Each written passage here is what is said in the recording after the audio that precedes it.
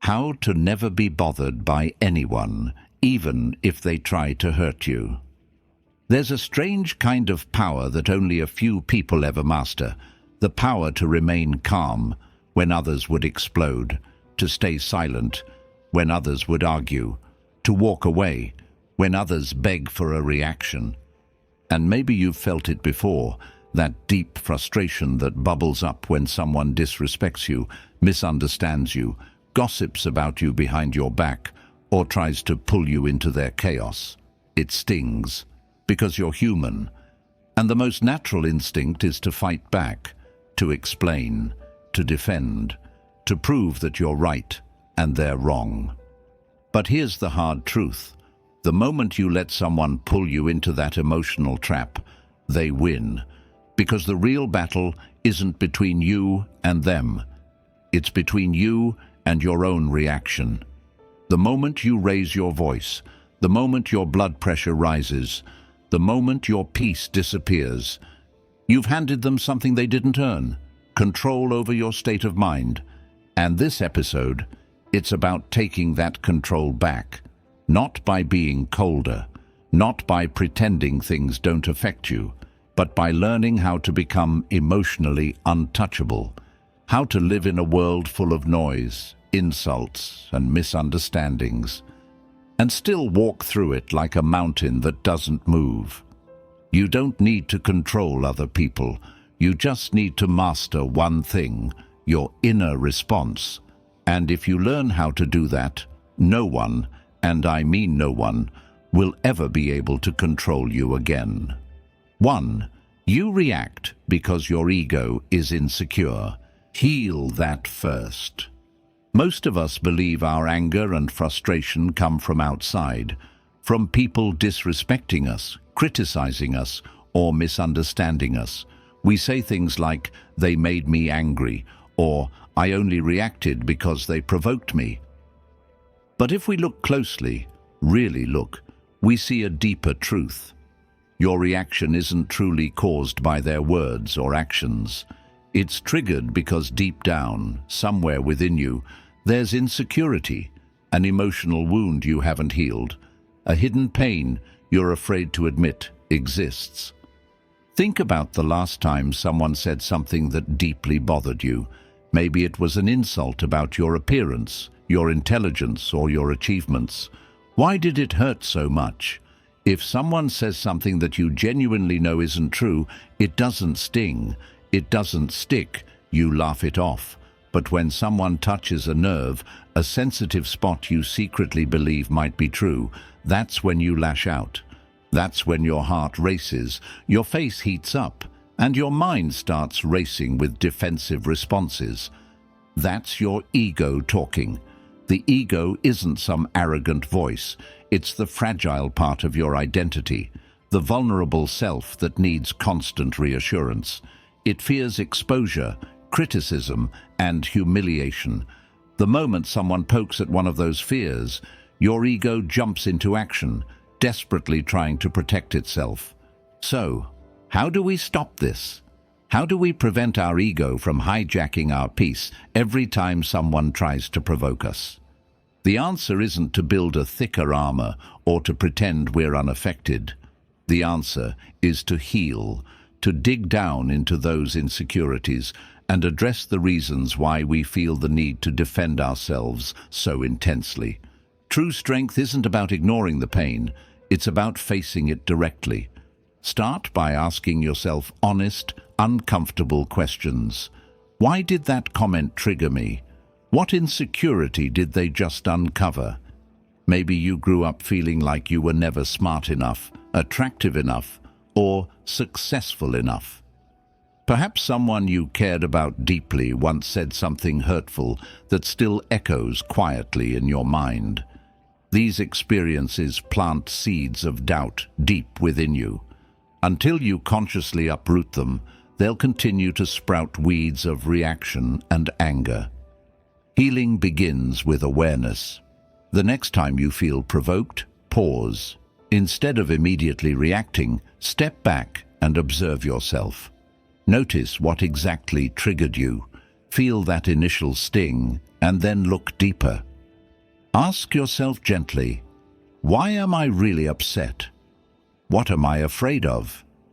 It may be uncomfortable, painful even, to acknowledge these truths about yourself, but until you do, you'll remain vulnerable to every passing comment or judgment. This isn't weakness, it's the first step toward true emotional resilience. Imagine your insecurities like old wounds covered by temporary bandages. Every insult, criticism, or misunderstanding is like someone brushing against those wounds, causing fresh pain. Your anger is your way of protecting that sensitive spot. But when you finally tend to the wound, when you clean it out, apply medicine, and allow it to heal properly, it no longer hurts when touched. That's exactly how emotional healing works. When you heal the wound beneath your reactions, no one can provoke you again. Consider the people you admire most, the ones who remain calm, poised, and peaceful in chaotic situations. They're not emotionless robots. They've simply done the inner work. They know their insecurities intimately and have made peace with them. They no longer fear exposure or judgment. Their confidence comes not from perfection, but from acceptance. Acceptance of their own imperfections, acceptance of their humanity. Because they're at peace within, external disturbances don't shatter them. You can reach that level too. Every trigger is an invitation to heal. Every painful reaction is a guide, pointing directly at where you need attention. Don't ignore it. Don't blame the other person. Thank them silently for revealing what needs work within you. Commit today to being brave enough to face your insecurities. Journal about them, talk openly about them, or even seek guidance from someone you trust. The key is honesty. You must acknowledge and confront your vulnerabilities directly. Only then can you truly become emotionally untouchable. Because when the foundation inside you is strong, nothing anyone says or does can shake it. You'll feel compassion rather than anger toward those who lash out. You'll recognize their pain, their own insecurities screaming beneath their actions. And instead of reacting, you'll feel calm, steady, and free. Master your inner world first, and watch how effortlessly you begin to master everything else. 2. People's words reveal more about them than they do about you. When someone says something hurtful, cruel, or judgmental, the instinctive reaction is to internalize it, to immediately question ourselves. We ask, is this true? Or we wonder, what did I do to deserve this? But here's a critical shift you must make if you truly want to become emotionally untouchable. Realize that every word spoken by another person is a reflection of their inner world, not yours. Pause and think about that for a moment. Imagine a person who constantly criticizes, finds fault, or seems always ready to belittle others. That person isn't really talking about you. They're unknowingly describing their own inner turmoil, insecurities, and frustrations. A peaceful, confident person doesn't throw stones. They have no need to tear someone else down to feel secure. Only someone who is unhappy, uncertain, or deeply insecure feels the urge to judge or diminish others. Yet, our automatic reaction is often to absorb this negativity like a sponge. You replay their harsh words in your mind, giving them power, letting their judgment seep into your sense of self-worth. But ask yourself this: if someone hands you poison, would you willingly drink it? Of course not. Then why willingly internalize emotional poison handed to you in words? This mental clarity is your greatest defense. When someone attacks your character, your appearance, your intelligence, or your decisions, remember that they're revealing something important, not about you, but about themselves.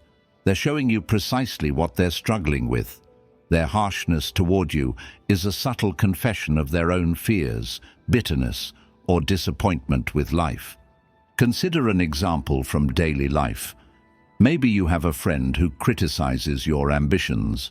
They constantly question your dreams, mock your goals, or subtly suggest you're deluded for even trying. If you look closer, you'll notice something profound. They're projecting their own fears of failure onto you. Perhaps they once had a dream they didn't pursue, or ambitions they gave up on. Every critique aimed at you is really a bitter reminder of their own unrealized potential.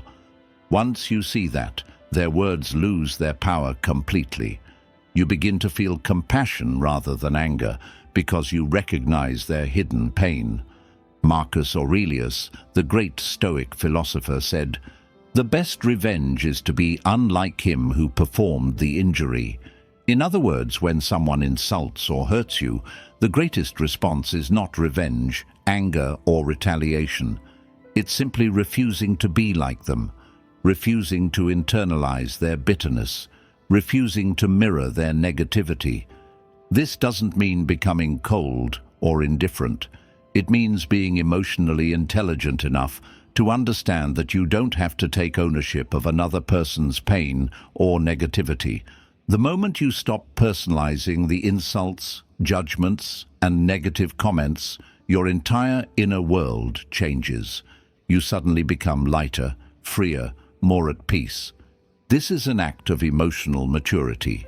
Instead of getting defensive or angry, you step back, observe calmly, and recognize, this isn't about me. You understand clearly that emotionally wounded people wound others. Hurt people hurt others. Their attempt to inflict pain isn't personal. It's a desperate, misguided attempt to transfer their own emotional weight onto someone else. Once you understand this, you can approach interactions with incredible strength and serenity. Even when someone purposely tries to hurt you, you respond not with anger or pain, but with silent awareness. You don't react impulsively. You respond consciously. You don't seek revenge, you seek understanding. You don't argue. You silently acknowledge their struggle, even if they can't. This approach transforms you from a victim of others' opinions into an observer of human nature. You begin to see criticism, insults, or negativity as insights rather than attacks. They reveal the deeper emotional landscape of the person delivering them. Their anger becomes transparent. Their judgment becomes revealing. Their cruelty becomes a cry for help, compassion, or understanding. Next time someone says something hurtful or unfair to you, pause for a few seconds. Take a deep breath and repeat silently to yourself, "Their words say nothing about me, but they say everything about them." Watch how quickly your frustration and anger dissipate. Notice how powerfully you shift from hurt to calmness, from insecurity to confidence. This simple realization that others' words reflect their reality, not yours, is a profound, liberating truth. It's one of the foundational secrets of Stoicism and emotional resilience. It teaches you to maintain your inner peace no matter what storm is thrown at you. Master this mindset, and you will never again feel shaken by someone else's opinions or judgments, because their negativity was never truly about you. It was always about them. Your inner peace and emotional stability depend solely on this clarity. Guard it wisely. 3. Silence is the weapon of the powerful. Use it wisely. Silence has often been misunderstood as weakness, as surrender, as a sign of defeat. But nothing could be further from the truth. Silence, when used consciously and deliberately, can become your most potent weapon. It isn't passive resignation, it's active wisdom. It's not absence, it's presence, calm, powerful, commanding presence. Think of a situation where someone intentionally tried to provoke you. Maybe they insulted you publicly, undermined your efforts, or attacked your character directly. The natural impulse is immediate retaliation. To defend your honor, to prove your point, or at the very least, to make sure everyone hears your side of the story. But here's the paradoxical power of silence. When you choose not to react, when you simply hold your peace and stand firm in quiet dignity, something fascinating happens. First, your silence creates uncertainty. The person trying to provoke you suddenly finds themselves off balance. They expected anger, defense, argument, but you give them nothing. Their carefully prepared attack now hangs awkwardly in the air, unanswered and unsupported. They lose their momentum because silence doesn't offer them ammunition. They're forced to confront their own words without distraction, without noise. Your silence becomes a mirror, reflecting their actions clearly, sharply, and uncomfortably back at them. Secondly, silence shifts control. The moment someone succeeds in making you lose your temper, they gain a kind of temporary authority over you. You become predictable, manipulable, and easy to disturb. But when you remain silent, you demonstrate something far more powerful: emotional mastery.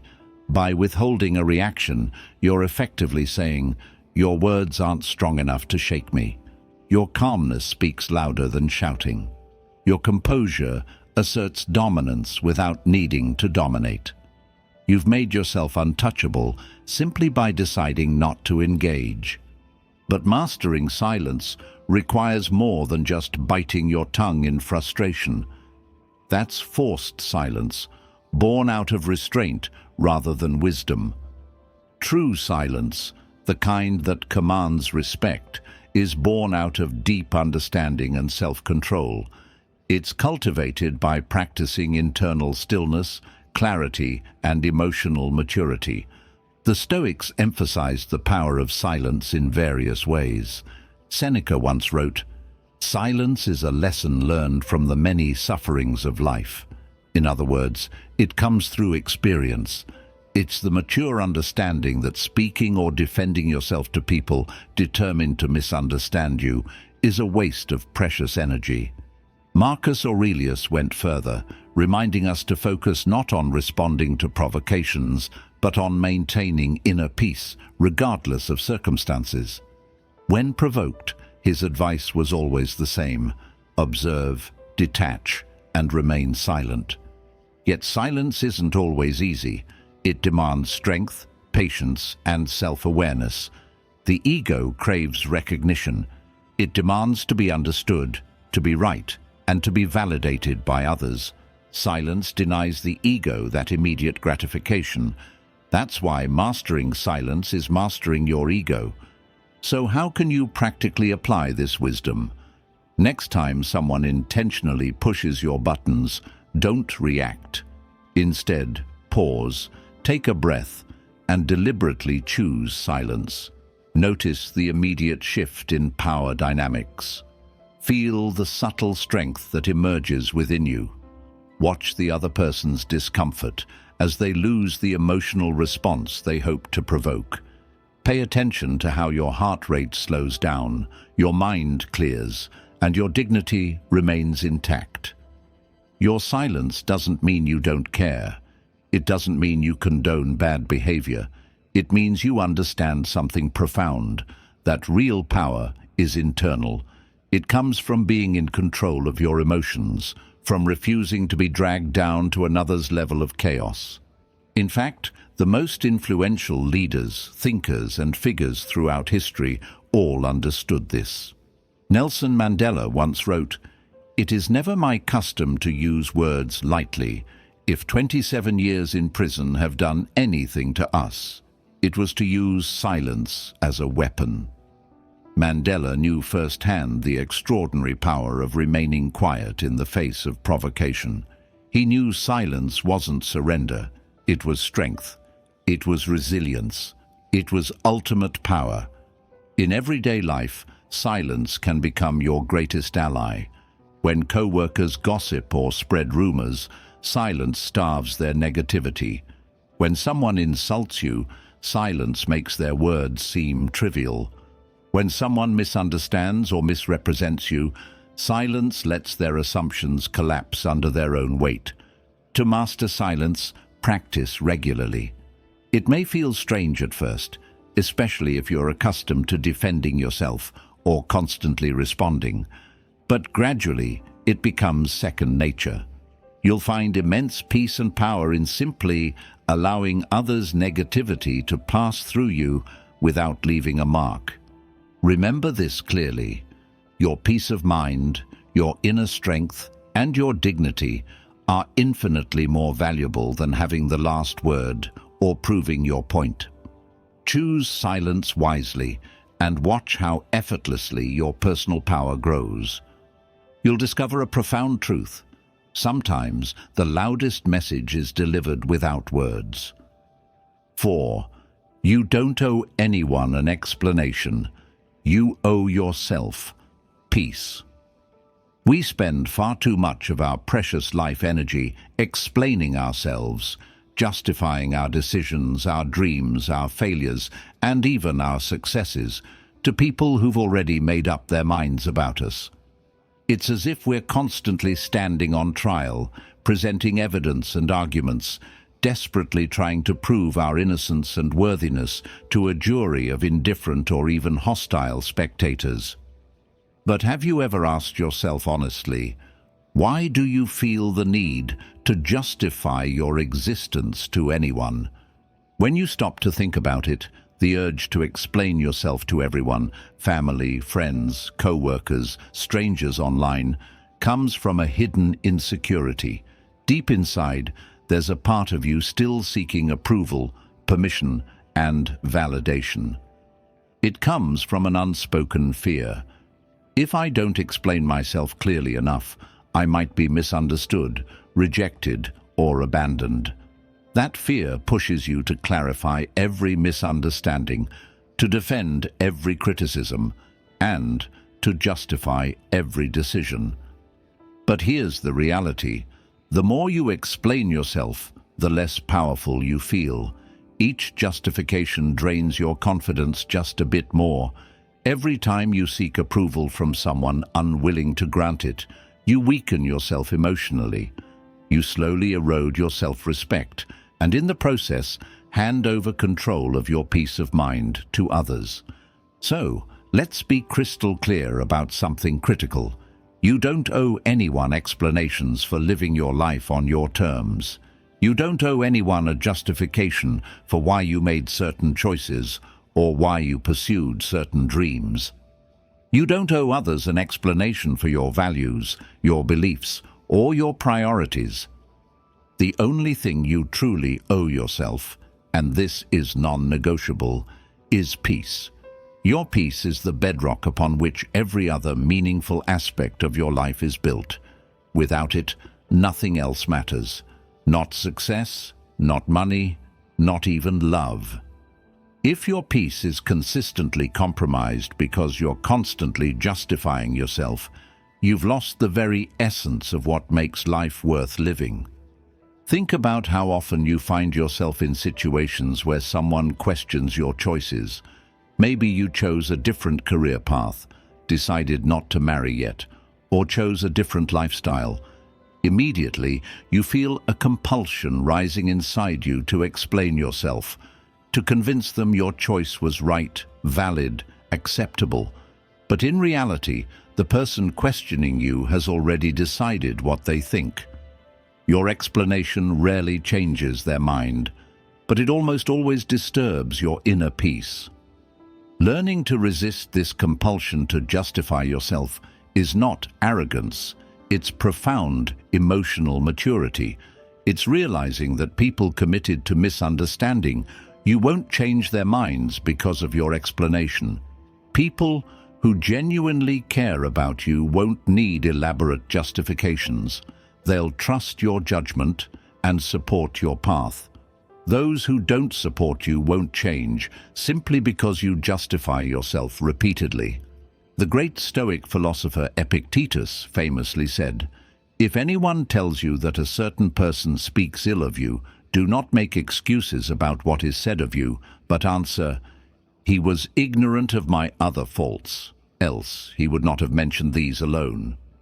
In other words, there's no need to justify yourself or prove yourself innocent.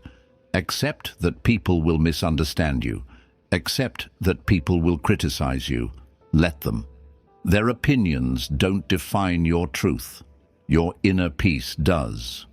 When you make this shift, when you consciously stop offering unnecessary explanations, you reclaim your power. You instantly feel lighter, stronger, freer. You no longer waste your precious energy and mental clarity rehearsing arguments or defenses in your head. You become profoundly centered and confident in your decisions because they're yours, chosen thoughtfully, deliberately, authentically.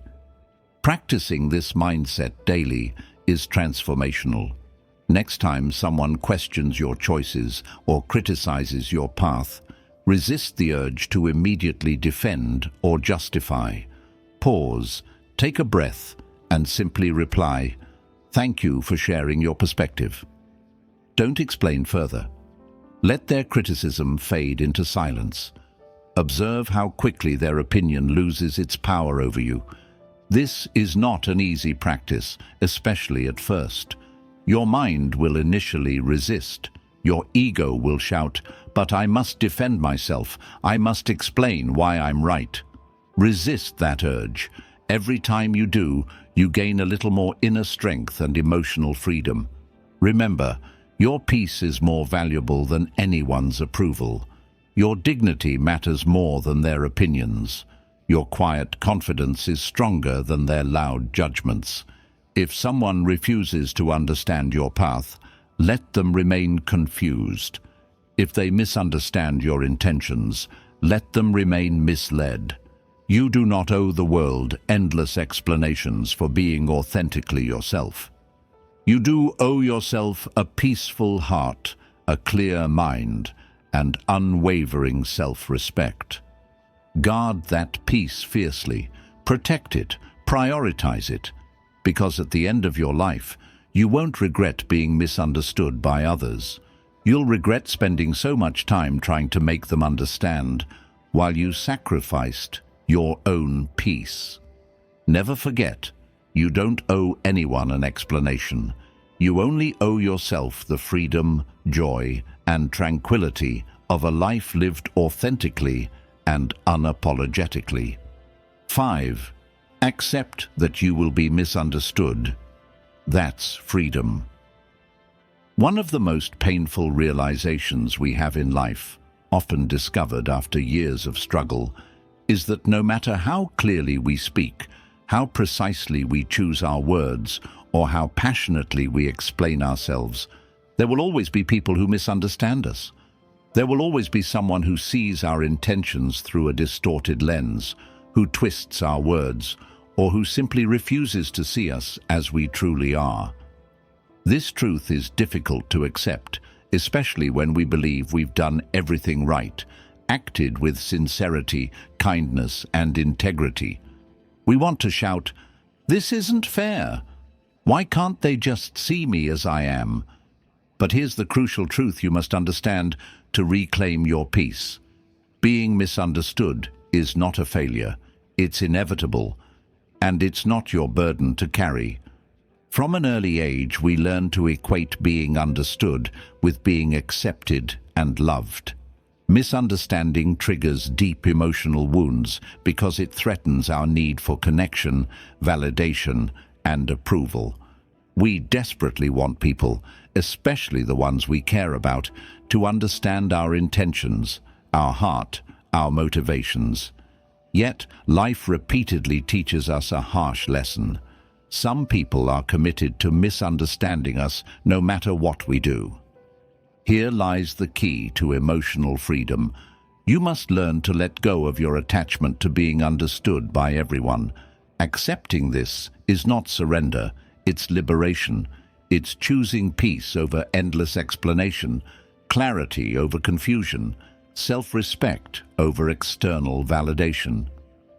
Marcus Aurelius once said, "Everything we hear is an opinion, not a fact. Everything we see is a perspective, not the truth." Think deeply about these words. Every person perceives the world through their own unique lens, shaped by their experiences, fears, insecurities, and biases.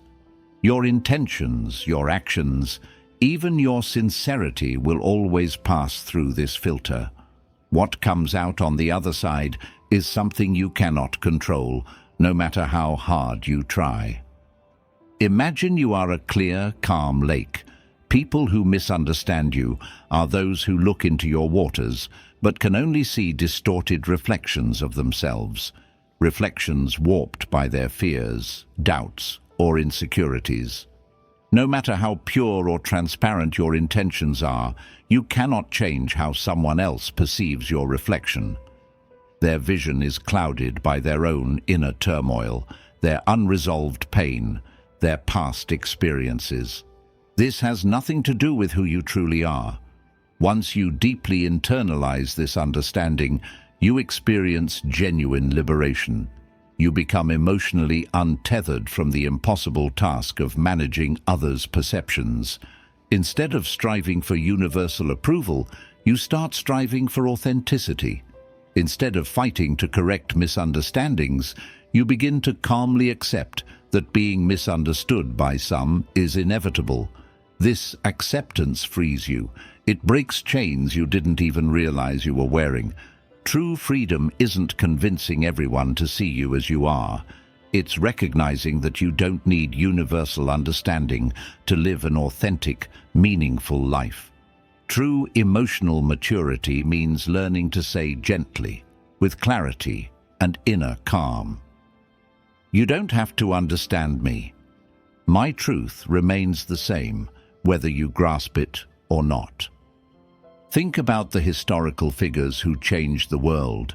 Socrates was profoundly misunderstood and condemned by his own society. Galileo was persecuted for his truth. Many visionary artists, inventors, and thinkers throughout history were misunderstood by their contemporaries. Yet today, we honor them precisely because they chose truth over acceptance.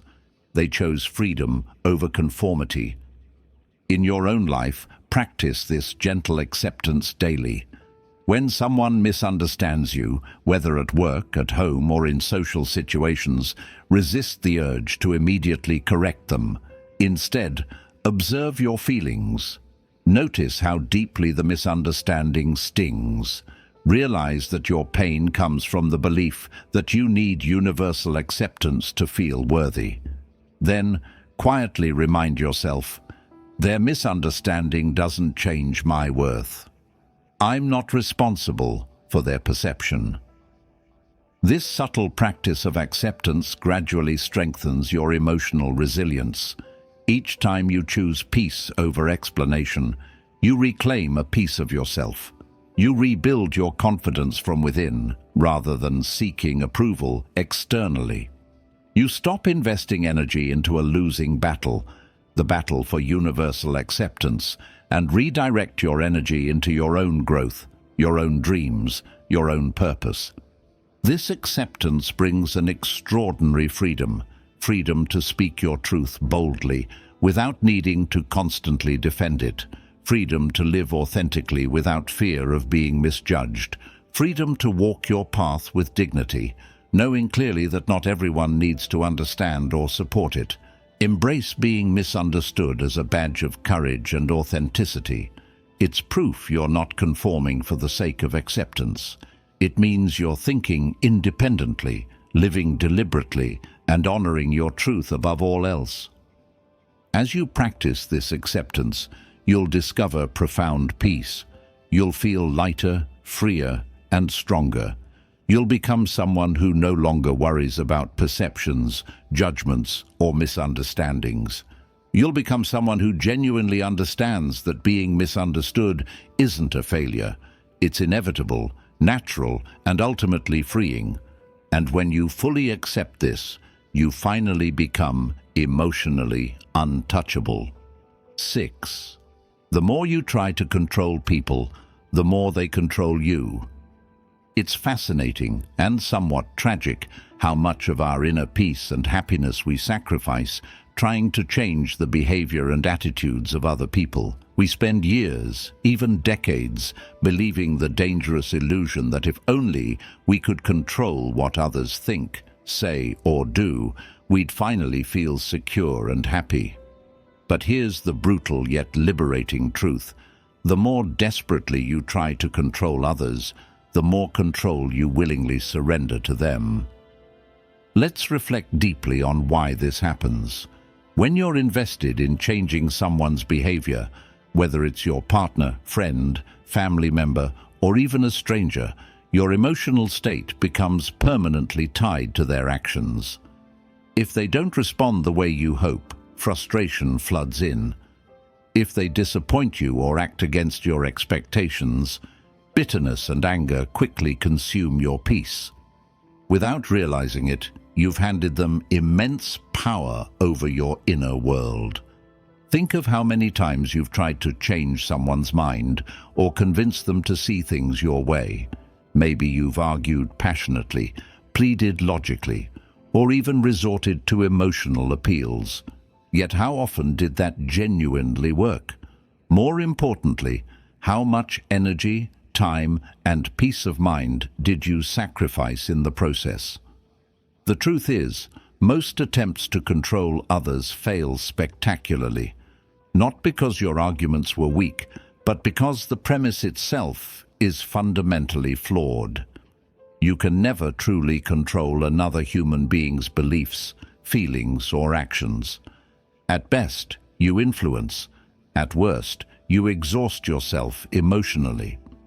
Epictetus, one of Stoicism's wisest teachers, offered a profound reminder about this very issue. He said, "Freedom is the only worthy goal in life. It is won by disregarding things that lie beyond our control." Think carefully about what this means. Your inner freedom depends entirely on knowing what you can and cannot control, and other people's choices and actions will always fall firmly in the category of what you cannot control. This doesn't mean becoming passive, indifferent, or uncaring. It means understanding clearly that the only true locus of control you possess is within yourself, your thoughts, your choices, your reactions. When you shift your focus from trying to manage others' behavior to managing your responses, something magical occurs. You reclaim your power. You rediscover peace. You become emotionally untouchable because you've taken back the reins of your own internal world. Consider the simple yet powerful Stoic exercise known as the dichotomy of control. Consciously separate what you can control from what you cannot. Make a habit of asking yourself daily, especially when frustrated, "Am I upset because I'm trying to control something beyond my power?" If the answer is yes, gently release your grip. Shift your focus back to what you actually control, your perceptions, your interpretations, and your choices. Imagine a scenario. You're at work, and someone consistently behaves disrespectfully or unfairly toward you. Initially, your instinct might be to change them, to argue, complain, or confront. But each attempt leaves you drained, frustrated, and emotionally exhausted. What if you took another approach? Instead of focusing on changing their behavior, focus solely on how you respond. Choose consciously not to allow their negativity to dictate your internal peace. Observe their behavior calmly, objectively, and without expectation. Decide clearly how you'll respond, not from emotion, but from clarity and inner strength. When you practice this approach regularly, you discover something remarkable. People lose their power over you. They might still behave negatively, but their behavior no longer emotionally disturbs you. You become the calm observer of their chaos, rather than the unwilling participant. You free yourself completely by understanding clearly that your happiness and peace no longer depend on them changing. This principle transforms relationships, friendships, and interactions at every level. Parents become better parents when they stop trying to control every action their child makes and instead calmly guide and influence with patience and understanding. Partners enjoy healthier relationships when they stop trying to change each other and accept one another as they truly are. Professionals become more successful and confident when they stop obsessing about controlling co-workers' behavior and instead concentrate solely on their performance and emotional resilience.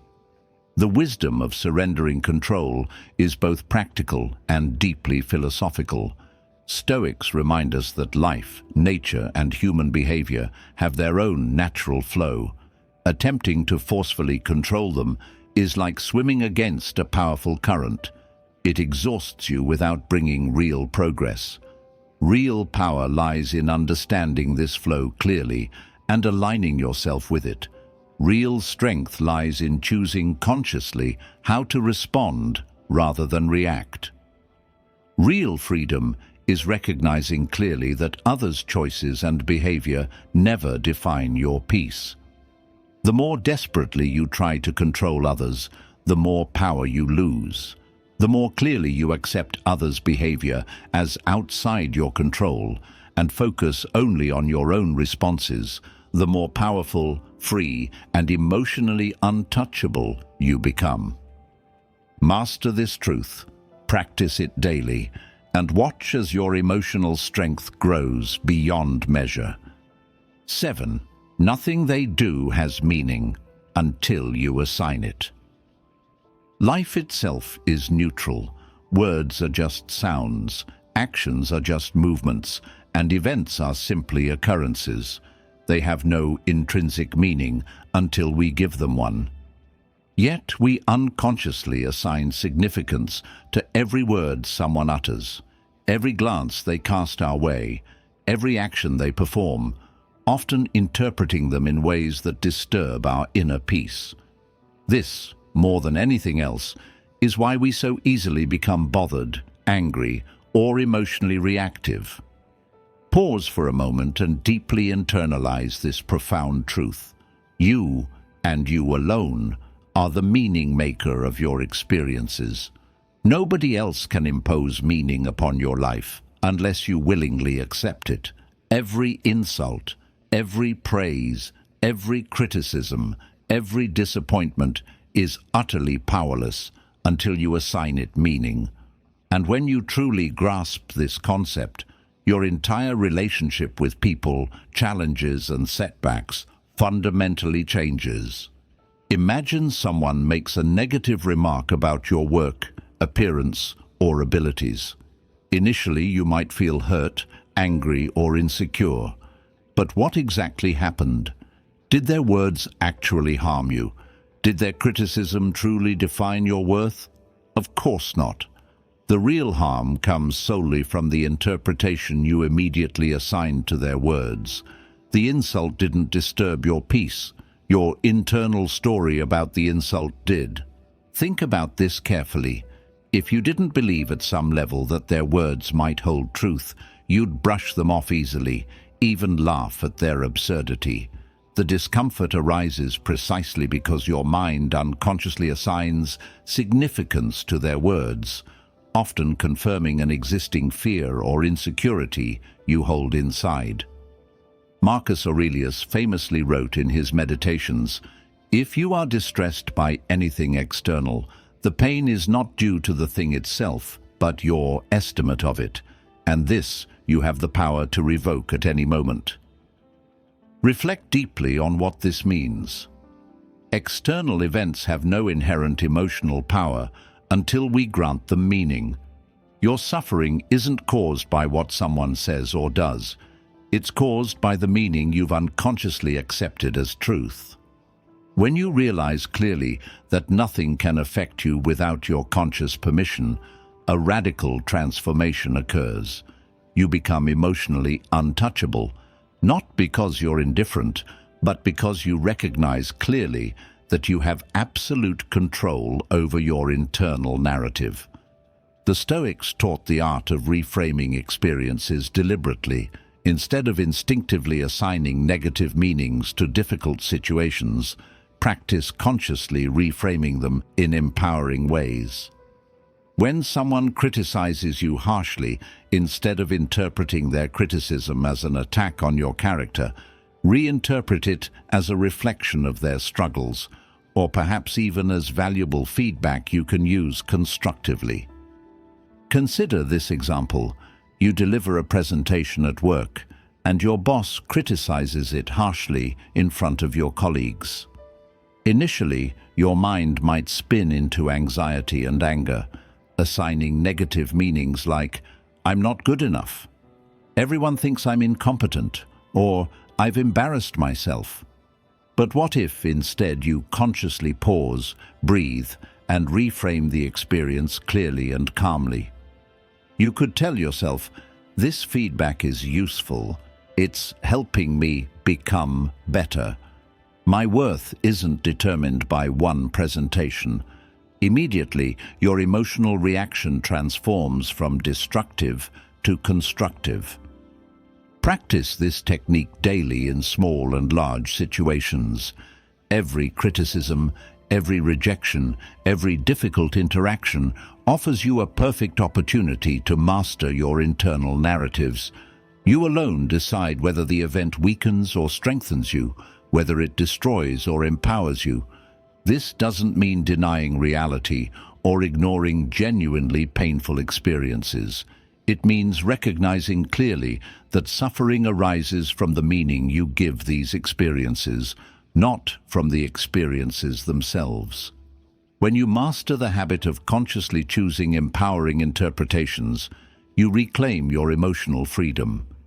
Try this exercise regularly. Each evening, recall situations that disturbed you emotionally. Carefully examine the meaning you assigned to them. Were these meanings empowering or disempowering? How could you reinterpret them differently? As you practice this awareness consistently, you'll notice an incredible change. Your emotional resilience skyrockets.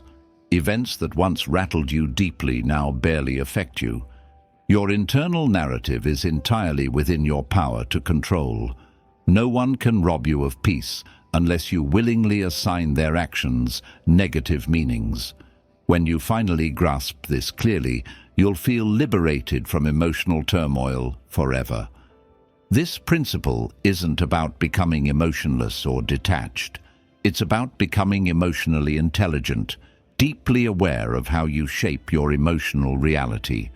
You begin consciously responding rather than instinctively reacting. You stop automatically assigning negative meanings and instead deliberately choose empowering ones. Remember always, nothing others say or do can truly disturb you until you assign it meaning. Guard this power carefully, reclaim it consciously. When you do, you become the master of your emotions, reactions, and ultimately, your life. You become truly and permanently, emotionally untouchable. 8. Detachment is not coldness. It's maturity. When most people hear the word detachment, they mistakenly imagine a cold, indifferent individual, someone emotionally disconnected from others, lacking empathy or compassion. But true emotional detachment isn't about becoming heartless, unfeeling, or withdrawn. Rather, it's a powerful form of emotional maturity, one of life's highest virtues, that allows you to deeply engage with life, yet remain unshaken by external turmoil. Imagine standing in the center of a hurricane. All around you, chaos swirls violently, debris flies, winds roar, destruction threatens. Yet, precisely in the eye of the storm, where you stand, exists absolute stillness, calmness, and peace. This is the true essence of emotional detachment. It's not ignoring the storm, it's standing peacefully at its very center, fully aware of chaos, yet untouched by it. Stoics referred to this concept as apatheia, which doesn't mean apathy or indifference. Rather, apatheia describes a state of internal equilibrium, a perfect balance between caring deeply about life and yet being untouched by emotional extremes. The detached person loves deeply, feels strongly, engages wholeheartedly, yet never becomes a victim of those feelings. They remain emotionally centered, grounded, stable, no matter the external chaos. The opposite, emotional attachment, is why we suffer so deeply. We attach our happiness, self-worth, and peace of mind to external things and people.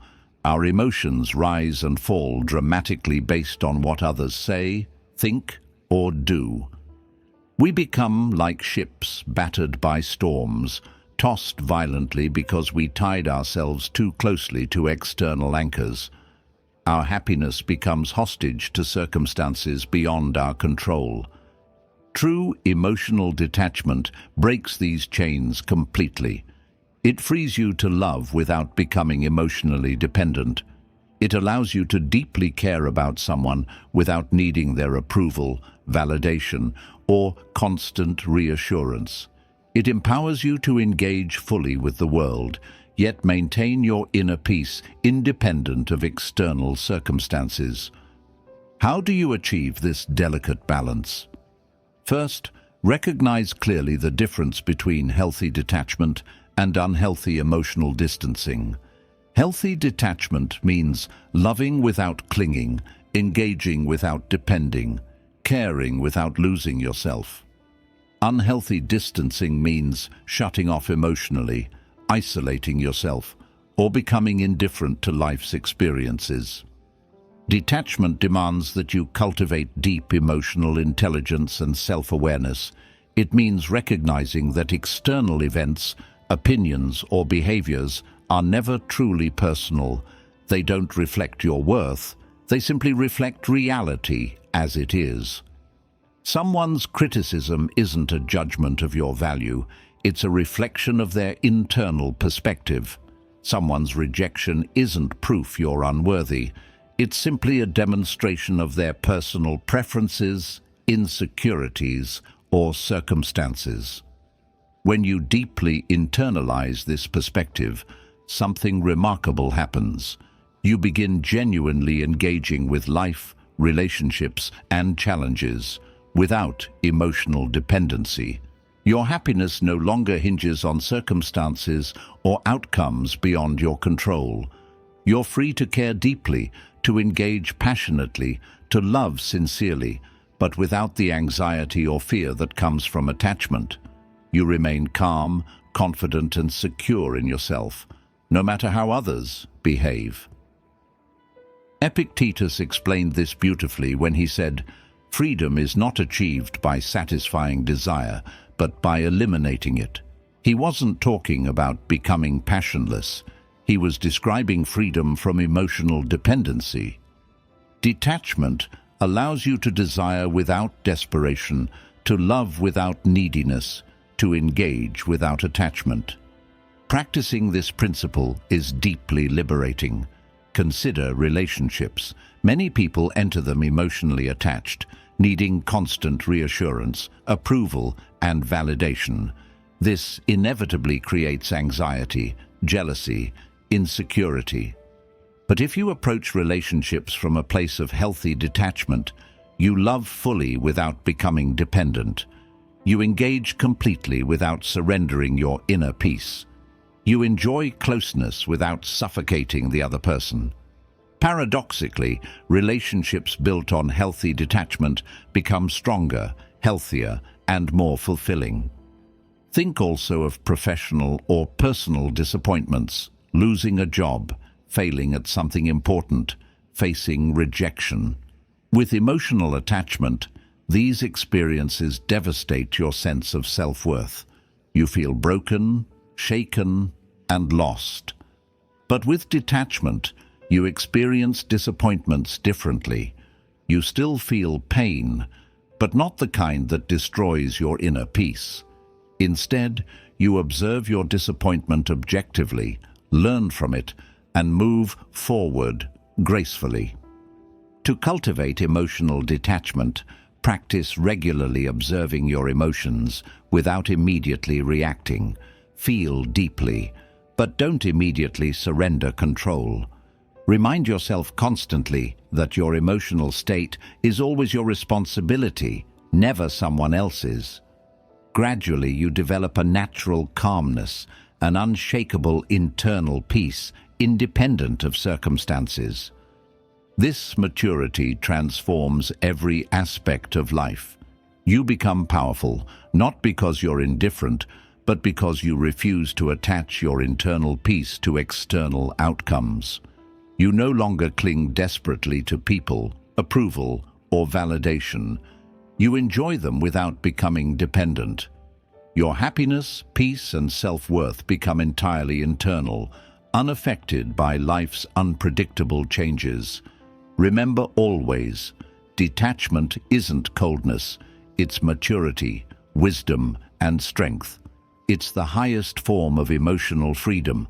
Master this truth, practice it daily, and you will become permanently, beautifully, and powerfully emotionally untouchable. 9. Practice non-reaction like a discipline. Train daily. Imagine you're walking down the street, peacefully enjoying your day. Suddenly, someone rudely bumps into you and keeps walking without a word. Your instinct might be immediate anger, irritation, a desire to confront them. It feels justified. After all, they disturbed your peace, right? But think deeply about this scenario. Did their action truly disturb you? Or was it your reaction that shattered your peace? Your reaction, your internal emotional response, is always within your control. Yet most of us rarely treat emotional reactions as something we can train, practice, and master. We view reactions as automatic, instinctive, uncontrollable. This is a dangerous misconception. Reactivity is not a permanent personality trait. It's merely a habit you can consciously retrain. If you truly want emotional resilience, if you genuinely desire lasting inner peace, you must approach non-reactivity the same way athletes approach training, systematically, deliberately, and consistently. Non-reaction must become a discipline you practice daily until it's deeply embedded in your character. Think of non-reactivity as emotional fitness training. Just as you strengthen your physical muscles through daily exercise, you must regularly practice emotional exercises that build inner strength, calmness, and clarity. Each small annoyance, each minor frustration, and each challenging interaction offers you a perfect training opportunity. The ancient Stoics considered this discipline central to their philosophy. Marcus Aurelius wrote daily reminders to himself, affirming that emotional mastery wasn't achieved overnight, but through continuous, disciplined practice. He noted, "The nearer a man comes to a calm mind, the closer he is to strength." He understood clearly, peace isn't accidental, it's trained deliberately. So, how exactly do you train non-reactivity practically? Start small. Choose everyday situations as training grounds. Maybe you're stuck in traffic, running late, and your frustration rises. Instead of immediately surrendering to irritation, consciously pause. Take a deep breath. Observe your irritation calmly. Remind yourself gently, I can choose not to react. Practice holding space between stimulus and response, slowly lengthening the gap. Initially, this gap might last a mere second, but with consistent practice, it expands until emotional reactions no longer dominate your life. Next, consciously visualize situations that typically provoke strong reactions. An argument with a partner, criticism at work, a heated family debate. Mentally rehearse responding calmly, confidently, and non-reactively.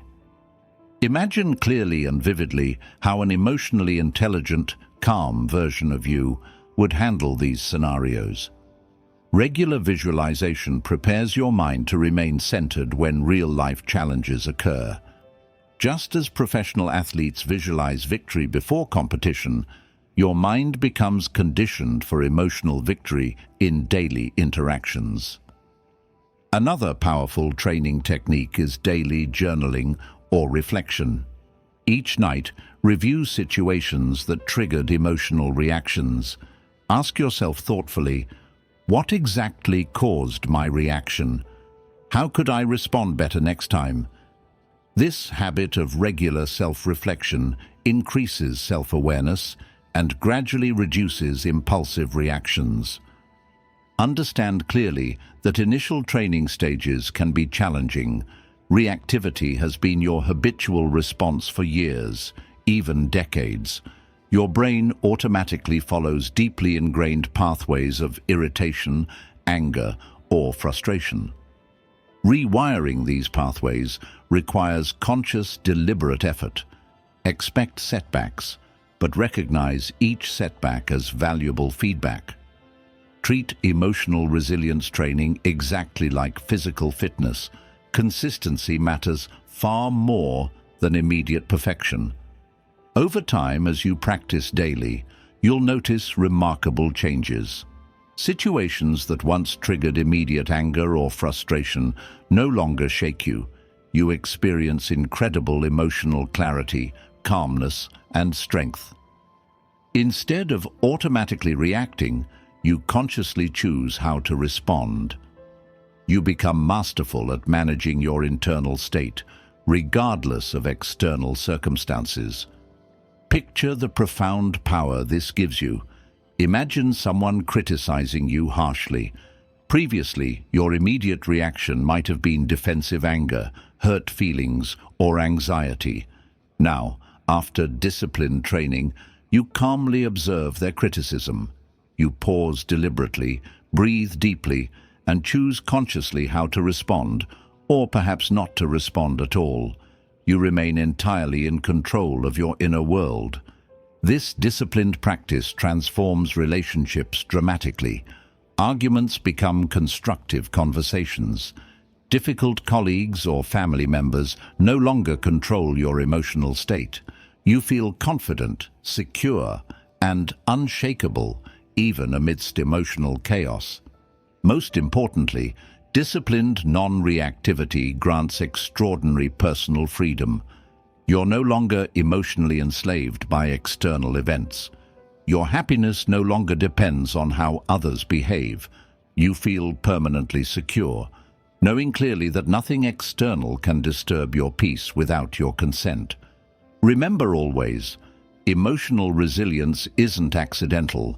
It's consciously practiced daily. It's a discipline like meditation, exercise, or healthy eating. Commit fully to this daily emotional training, and gradually, inevitably, you'll become profoundly resilient, calm, and emotionally untouchable.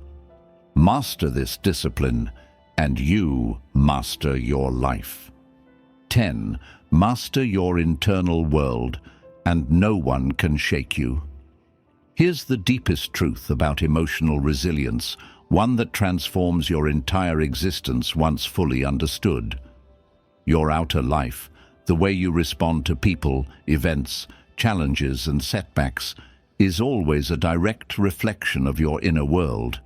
Your inner thoughts, beliefs, and emotional patterns shape your external reactions and experiences. If your inner world is chaotic, insecure, or fearful, every external disturbance will shake you profoundly. But if your inner world is calm, stable, and grounded, no external force can truly disturb you. Think deeply about what this means. Most people spend their entire lives attempting to control external circumstances, hoping that peace, happiness, and strength will come from outside. They chase validation, approval, success, recognition, all in a desperate search for security. Yet, ironically, the harder you seek external security, the more fragile you become internally. Your peace constantly depends on things outside your control. The great Stoics realized clearly that genuine emotional strength lies solely within, never outside. Marcus Aurelius wrote profoundly in his Meditations, "Look within. Within is the fountain of good, and it will ever bubble up if you will ever dig." He understood something essential. Inner peace, clarity, and strength never depend on external conditions. They depend solely on your internal mastery. Consider your internal world as a garden. Without deliberate care, weeds, negative emotions, fears, insecurities grow uncontrollably. These weeds choke your happiness, confidence, and peace. Every external disturbance easily triggers these weeds, causing anxiety, anger, or emotional turmoil. But if you consciously cultivate your internal garden, planting self-awareness, emotional clarity, inner strength, compassion, and self-control, you create an unshakable foundation. External disturbances become minor gusts of wind, unable to shake your deeply rooted emotional stability. How do you practically cultivate this internal mastery daily? First, prioritize regular self-reflection and self-awareness. Set aside intentional moments every day, morning or evening, to examine your inner landscape. Ask yourself deeply reflective questions. How am I feeling today? Why am I experiencing these emotions? Which beliefs or thoughts trigger these feelings? This practice of daily introspection gradually increases your emotional intelligence, allowing you to recognize emotional patterns early and manage them consciously. Secondly, consciously reprogram your inner narratives. Most emotional turmoil arises from unconscious negative stories we repeatedly tell ourselves. Stories like, "I'm not good enough," "People will judge me," "I must prove my worth." These narratives create emotional fragility. Identify these negative inner stories clearly, then consciously rewrite them into empowering truths. My worth is never defined externally. I don't need approval to feel secure. My inner peace always remains within my control. Daily repetition and conscious reinforcement reshape your inner beliefs profoundly. Thirdly, practice mindful meditation regularly. Meditation isn't mere relaxation, it's disciplined mental training. Each meditation session strengthens your ability to observe emotions calmly without immediately reacting. Over time, meditation profoundly enhances your emotional self-control, inner peace, and mental clarity. It transforms your internal landscape from chaotic to serene, from reactive to responsive, from fragile to unbreakable. Fourth, consciously engage in daily Stoic practices. Remind yourself daily that external circumstances never define your emotional state. You alone choose your responses. Every challenge becomes an opportunity to practice emotional mastery. Each interaction becomes training ground for calmness and strength. Gradually, these Stoic principles become instinctive responses deeply embedded in your character. Finally, recognize clearly that emotional mastery is lifelong growth. Your internal garden requires daily care, consistent practice, and patient nurturing. Initially, weeds of fear, insecurity, or negativity may continue appearing, but gradually your consistent practice reduces their strength dramatically. You experience extraordinary emotional freedom, clarity, and resilience as your internal world becomes permanently peaceful. Imagine clearly how profoundly this internal mastery transforms your life. No external event, criticism, rejection, failure, or disappointment can truly disturb you. Your emotional foundation remains permanently secure. You experience life with clarity, compassion, and strength. fully engaged yet profoundly detached from external chaos. Relationships flourish because you no longer depend on others' validation. Challenges become opportunities rather than obstacles. You walk confidently through life, deeply aware that your peace never depends on circumstances. It depends solely on your internal mastery. Remember clearly, the ultimate emotional truth is simple yet profound. Master your internal world, and no external force can shake you. This mastery is your most essential life journey. Prioritize it daily, practice it consistently, and you'll become genuinely, profoundly, permanently, emotionally untouchable. When your inner world becomes calm, centered, and strong, nothing and no one can ever disturb your peace again. 11. Let them project. It's not yours to carry. We often take things personally that were never truly about us. Someone snaps at you, and you immediately assume you did something wrong. A friend withdraws, and you wonder if you've upset them. A colleague criticizes your idea, and you spiral into self-doubt. But here's a liberating truth that can transform the way you navigate the world. Most people aren't reacting to you. They're projecting their own inner world onto you. Projection is a psychological defense mechanism where people unknowingly attribute their own unresolved issues, fears, or insecurities onto others. A person who feels inadequate may accuse others of arrogance. Someone carrying guilt may label others as judgmental. A deeply insecure individual might constantly critique those around them to distract from their own inner discomfort. In these moments, you're not dealing with their rational thoughts. You're confronting their unhealed wounds. The danger comes when you internalize those projections, when you take responsibility for someone else's emotional pain. You absorb their negativity, you question your worth, and you allow their internal war to invade your peace. But once you understand that their emotional chaos isn't yours to fix or absorb, a profound shift occurs.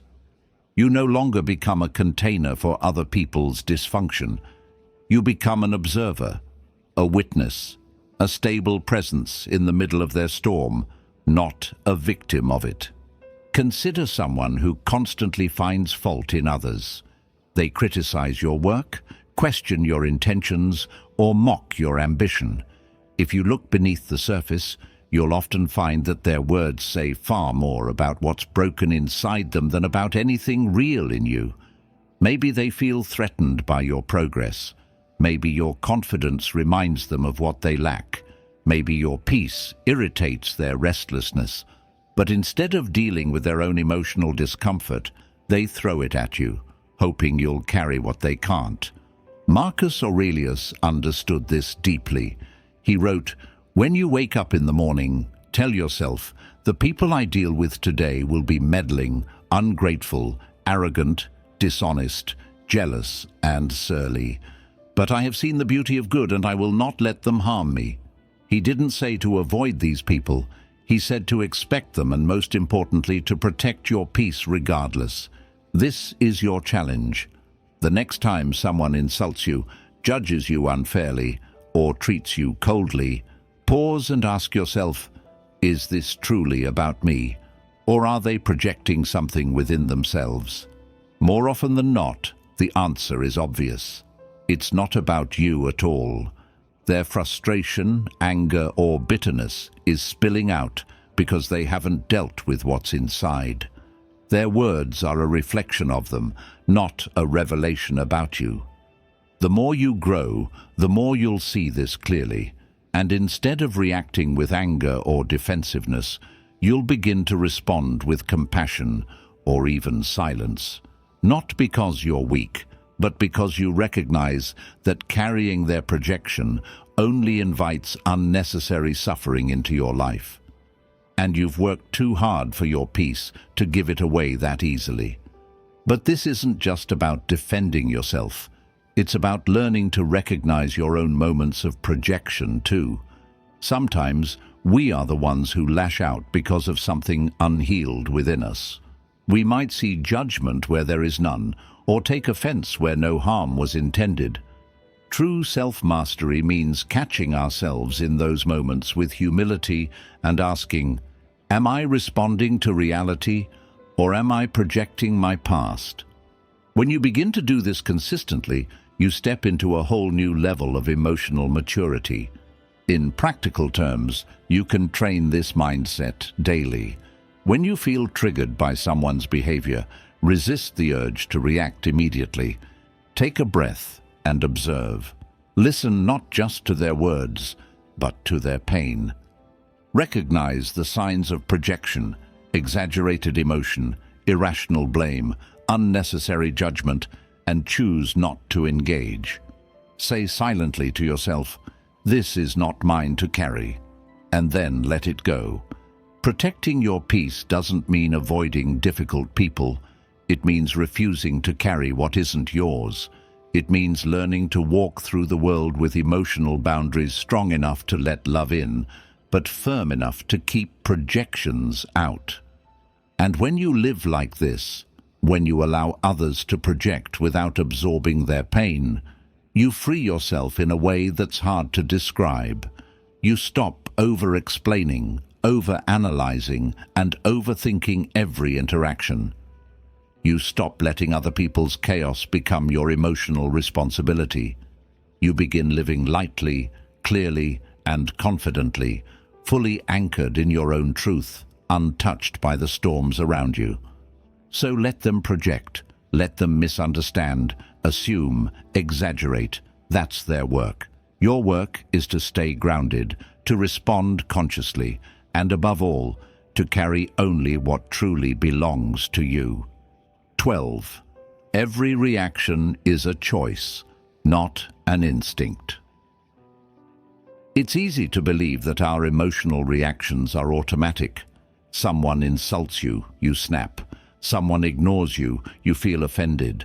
Someone embarrasses you, and your face flushes with anger. We grow up thinking, this is just how I am. But the truth is far more empowering and far more uncomfortable. Every reaction you have is a decision, not always a conscious one, but a decision nonetheless. And once you realize this, you can no longer blame others for your inner state. You must own it. This truth is both a burden and a liberation. It's a burden because it removes your excuses. You can no longer say, "He made me angry," or "She ruined my day." But it's also a liberation because it means your peace is always within your control. You may not choose what happens, but you always, always choose how to respond. Modern neuroscience confirms what the Stoics taught centuries ago. Between stimulus and response, there's a gap, a space, and in that space lies your freedom. When something triggers you, your body might react quickly, your heart rate rises, adrenaline flows, but your mind still has a moment, however brief, to decide. Do you let the emotion take over? Or do you pause, observe, and respond with intention? The key to mastering this lies in training your awareness. Most people move through life reacting on autopilot, enslaved by emotional habits they never questioned. If someone raises their voice, they raise theirs louder. If someone disrespects them, they respond with offense. These reactions feel automatic, but they're just practiced. They've been rehearsed so many times, they feel instinctive. But you can rewrite the script. You can retrain your mind to pause instead of lash out, to breathe instead of retaliate, to stay calm instead of escalate. And the more you practice, the easier it becomes. What once felt like an uncontrollable reaction slowly transforms into a calm, deliberate response. Epictetus taught this principle clearly. It's not what happens to you, but how you react to it that matters. You cannot control what others do or say, but you can always control the story you tell yourself about it. That story determines how you feel, and how you feel determines how you act. Let's say someone cuts you off in traffic. Your immediate reaction might be to yell, feel offended, or even retaliate. But what if you paused and changed the story? What if you told yourself, maybe they're rushing to the hospital, maybe they're having the worst day of their life? Immediately, your emotional state softens, your anger fades. The situation hasn't changed, but you have.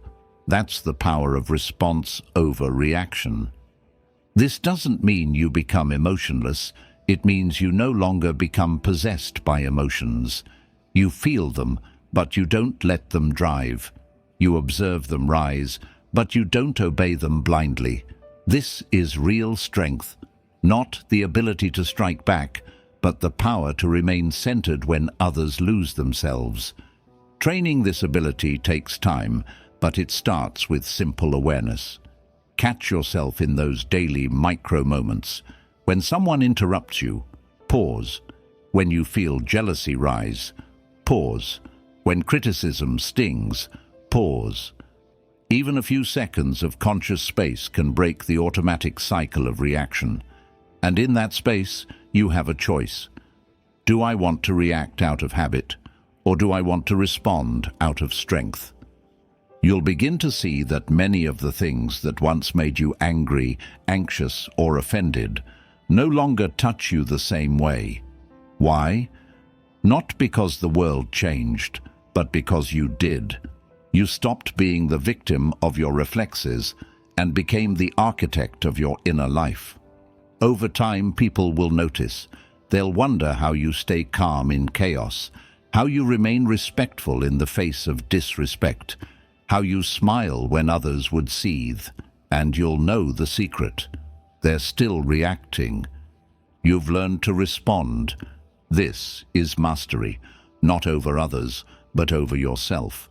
Not by suppressing your emotions, but by becoming their conscious witness.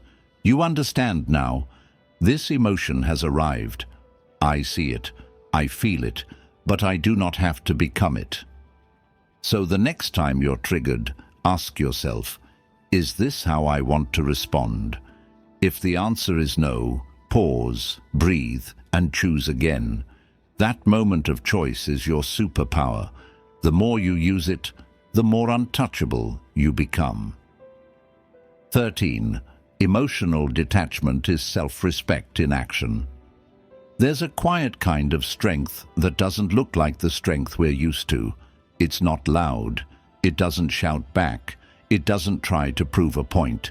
This kind of strength simply walks away, not because it's afraid, not because it's cold, but because it understands something most people don't. Not everything deserves your emotional energy. Emotional detachment has often been misunderstood as indifference or avoidance, but at its core, true detachment isn't about shutting down your feelings or pretending you don't care. It's about choosing where and with whom you invest your energy, your vulnerability, and your attention. And that choice is an act of deep self-respect. When you emotionally detach from someone's drama, manipulation, or constant disrespect, you're not being heartless. You're honoring your peace. You're saying, I no longer allow you to pull me into storms that don't belong to me. That decision isn't cruelty, it's clarity. So many people live in emotional entanglement. They chase closure from those who won't give it. They over-explain themselves to those who've already made up their minds. They stay too long in conversations where their value is being quietly eroded. Why? Because they fear what detachment might mean. They equate emotional distance with rejection or failure. But what they don't realize is that clinging to relationships or situations that disturb your inner peace is the real betrayal, a betrayal of yourself. When you detach, you're not walking away from love or connection. You're walking toward dignity. You're choosing to stay connected to your values, even if that means disconnecting from certain people. You're saying, My well-being matters, my time matters, my emotional clarity matters, and when you live that way, something shifts permanently inside you. You no longer chase what drains you. You no longer feel the need to correct every misunderstanding or fight every battle. You develop an emotional stillness that no chaos can shake. Seneca once said, "A wise man is content with himself, not because he doesn't care about others, but because he understands that inner peace isn't a gift others give you. It's a decision you make for yourself." To embody emotional detachment in daily life, begin with awareness. When someone tries to provoke you, notice the emotional pull, then pause. Instead of reacting, ask yourself, is this worth my peace? If the answer is no, detach, not with bitterness, not with revenge, but with quiet, clear boundaries. Sometimes that means saying less. Sometimes it means not replying at all. Sometimes it means removing yourself from conversations that go nowhere. You don't owe access to your emotions to everyone who demands them. Silence is a full sentence. Distance is a clear boundary. And walking away without explanation is sometimes the most powerful act of self-love you can make. Emotional detachment is also essential in your internal life. Not every thought deserves your full attention. Not every fear needs to be indulged. Your mind may stir up old doubts, insecurities, or guilt, but you can choose not to dive into every emotional wave. Detachment means observing these thoughts like clouds passing in the sky, real but temporary, present but not permanent. This detachment builds emotional endurance. When people try to guilt you, manipulate you, or gaslight you, you remain firm. Their tactics lose power because you no longer react from wounds. They're trying to reach places in you that no longer hurt. And here's the quiet truth most never learn. The more you detach from what doesn't serve you, the more space you create for what does. Peace doesn't come from controlling the world. It comes from not letting the world control you. Detachment is what makes that possible. So no, detachment isn't a lack of care. It's the highest form of care for yourself. It's an emotional boundary that says, I will love, help, and give, but I will never do it at the cost of my soul. Respect yourself enough to walk away from what disturbs your peace. Detach, not because you don't feel, but because you do. And what you feel is this: I've carried enough that wasn't mine. From now on, I choose peace. 14. Don't expect fairness, expect reality. One of the hidden reasons we suffer emotionally, one that most people never question, is our quiet, almost unconscious expectation that life should be fair, that people should treat us how we treat them, that effort should always be rewarded, that kindness should be returned, and that if we do everything right, things will somehow fall into place.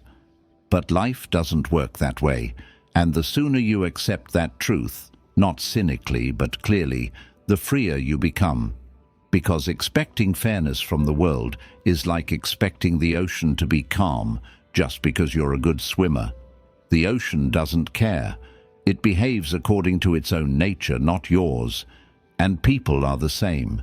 This isn't about giving up on goodness or letting go of your principles. On the contrary, it's about grounding yourself in a deeper form of emotional maturity. When you stop demanding that life be fair, you stop being emotionally devastated when it's not. You stop assigning personal meaning to impersonal events. You stop turning every disappointment into a story of betrayal or injustice, and instead, you simply see reality for what it is. The Stoics were masters of this mindset. Marcus Aurelius reminded himself daily that he would encounter rudeness, ingratitude, deceit, and selfishness, not because the world was broken, but because human nature is imperfect. He didn't take it personally. He prepared for it. That preparation wasn't pessimism, it was clarity. When you wake up each day and expect life to be fair, you set yourself up for unnecessary suffering. You walk into the world with emotional blinders, unprepared for the challenges, betrayals, and disappointments that are part of the human experience. And so when they happen, when someone lies or takes advantage of your kindness or ignores your effort, you're shaken, offended, hurt. Not because of what happened, but because you believed it shouldn't have happened. But when you wake up expecting reality instead of fairness, something shifts. You stop being surprised when things don't go your way. You stop feeling victimized when life is hard. Instead of thinking, "Why is this happening to me?" you begin asking, "What will I do with this?" You shift from resistance to responsibility. This is where your power begins. Consider how much peace you'd preserve if you stopped being shocked by life's unpredictability. What if you walked into every conversation knowing that misunderstanding is possible, but still speaking your truth calmly? What if you helped others knowing they might not thank you, but still chose to be kind because it reflects your character, not theirs? What if you gave your all at work knowing that recognition isn't guaranteed, but still gave it anyway because it's who you are? This is the mindset of the emotionally strong. They don't depend on external fairness to validate their effort. They act in alignment with their values regardless of outcome. They understand that life will not always reward them fairly, and that's precisely what makes their effort noble. When you expect reality, you become unshakeable. If someone is rude, it doesn't surprise you. You respond with grace. If someone is unfair, you don't waste time demanding justice from someone who isn't capable of it. You adjust your expectations and protect your energy. If things don't go your way, you don't spiral. You adapt, reassess, and move forward. Because you never expected ease. You expected life to be life. This doesn't mean you lower your standards. It means you stop outsourcing your peace to things you can't control. You stop needing others to act perfectly for you to feel okay. You stop chasing fairness as if it's a contract life owes you, and instead, you honor your values regardless of how the world responds. This shift doesn't make you hard. It makes you resilient. You're still kind, still compassionate, still driven, but now you operate from strength, not illusion. You no longer live on the edge of emotional collapse every time life reminds you it's unfair. You take a breath, you nod to reality, and you keep going with clarity, not bitterness. So expect people to disappoint you sometimes. Expect setbacks. Expect obstacles, but also expect yourself to rise, to respond with intelligence, and to hold your center no matter what. Because when you stop expecting fairness, you stop being broken by the lack of it. And in that space, something powerful grows. True emotional freedom. 15. Protect your peace like your life depends on it, because it does. If there's one thing more valuable than time, it's your inner peace. Time can be stolen, wasted, or even reclaimed in some ways. But once your peace is disturbed repeatedly, once your mind becomes a battlefield of stress, regret, and noise, it's not just your mood that suffers. It's your health, your focus, your relationships. Your entire quality of life begins to crumble quietly from the inside out. That's why protecting your peace isn't just a nice idea. It's a form of survival, a daily act of self-respect, and ultimately, a way of reclaiming your life from everything that doesn't deserve to rule it. We live in a world that constantly pulls at our attention. People want your time, your energy, your reaction, and most of them don't care what it costs you. They want you involved in their drama. They want you emotionally invested in things that have nothing to do with your purpose. And if you're not careful, you'll give them access to your peace without even realizing it, until you wake up drained, distracted, and disconnected from your own path. But here's the thing about peace. It doesn't scream. It whispers. It doesn't demand attention. It requires your protection. And if you don't protect it actively, the world will invade it passively. So how do you protect your peace practically? First, by mastering the art of saying no, without guilt, without over-explaining, without negotiating your boundaries. You don't owe anyone your energy just because they ask for it. You're allowed to walk away from conversations that drain you. You're allowed to say, "Not today," and mean it. Peace isn't about pleasing everyone. It's about choosing yourself enough times to become someone who can actually show up with presence and clarity when it matters. Next, protect your peace by setting boundaries with your own mind. You are not obligated to think every thought your brain throws at you. You're allowed to say no to overthinking, to guilt trips from your past, to anxiety that has no basis in reality. You're allowed to sit with a feeling without letting it spiral. Most of your suffering doesn't come from what happens. It comes from the story you tell yourself about what happened. Learn to question that story before it robs you of peace.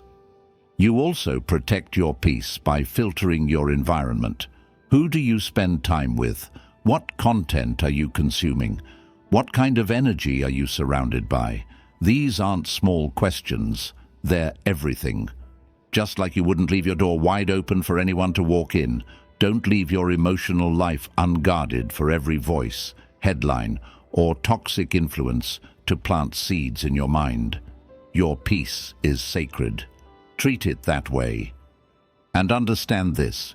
Protecting your peace doesn't mean avoiding problems or pretending everything is okay. It means facing life with calm and clarity, refusing to let external chaos infect your internal state. It means training your nervous system to stay grounded under pressure. It means holding on to stillness in the middle of noise, not because you've escaped the storm, but because you've anchored yourself deeper than the wind can reach. This is why so few people have real peace, because real peace requires discipline. It's not found in retreats or silence alone. It's forged in the heat of daily life. In the moment you choose not to argue. In the moment you stop explaining yourself to someone committed to misunderstanding you. In the moment you disconnect from a situation that no longer aligns with your growth. Peace is not something you find. It's something you create through boundaries, choices, and emotional intelligence. Seneca once said, "He who is everywhere is nowhere," and the same applies to your peace. If you give it to everyone, it will belong to no one, not even you. So be selective with where your energy flows. Be protective of your morning thoughts, your emotional bandwidth, your mental clarity. You are not a machine. You are a living, breathing soul. Your peace isn't a luxury. It's your foundation. Every time you choose peace over reaction, over drama, over proving a point, you build a life that feels lighter, stronger, and more intentional. You stop chasing control of the world, and instead, you master the world within. That's real strength. That's real freedom. So protect your peace ferociously, lovingly, daily. Because in protecting it, you're not just preserving your mood, you're preserving your mind, your mission, your future. You've made it to the end of this journey, not just through words, but through ideas that demand something deeper than agreement. They demand a shift from being ruled by reactions to ruling yourself. From being easily provoked to becoming quietly powerful. From carrying every insult, every misunderstanding, every moment of disrespect, to finally letting it fall away. Because here's what all of this really means. Emotional strength isn't a personality trait. It's a practice, a mindset, a decision you make, not once, but every single day. You decide not to react. You decide to let go. You decide to stay grounded even when everything around you is trying to shake you.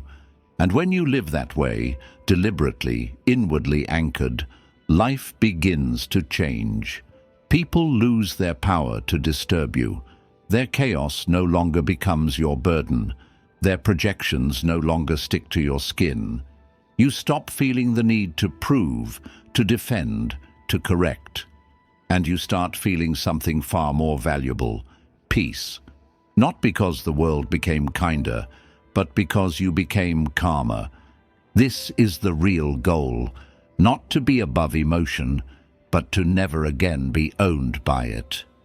Not to become untouchable by shutting down, but by rising so deeply into your own clarity that no one can drag you down without your permission.